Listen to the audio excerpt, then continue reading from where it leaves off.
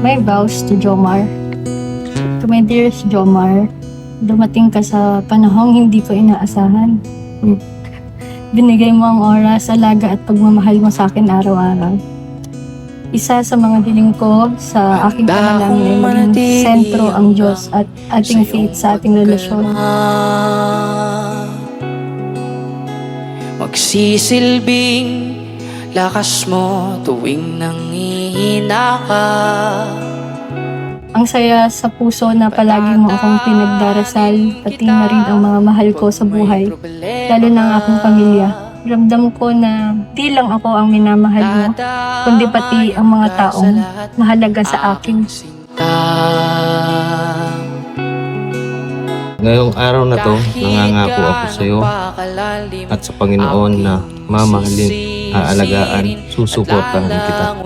Para ika'y aking sagip. Mula ngayon, bawat desisyong gagawin ko ay para sa ikabubuti ng ating pagsasama at ng pamilyang bubuuin natin sa hinaharap. Mahal na mahal kita at pipiliin kitang mahalin araw-araw habang buhay at magpakailanman.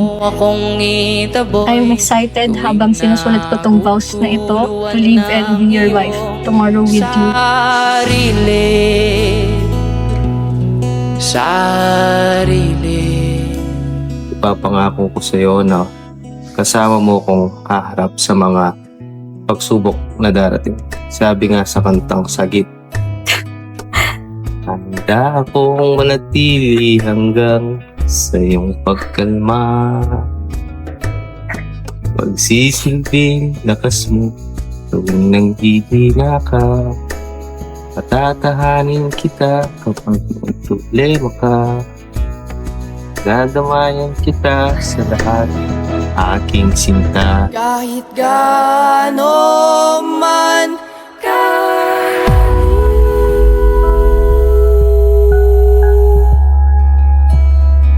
Mamahalin kita araw-araw, hindi lang sa mga masasayang pagkakataon, kundi lalo na sa mga panahong mahirap. kahit gaano man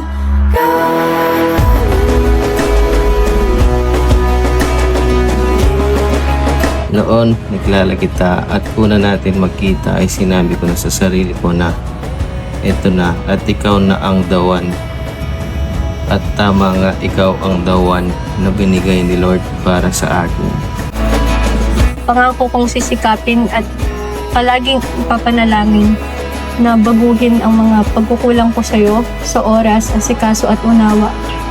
At maging mas mabuting partner at asawa para sa iyo araw-araw.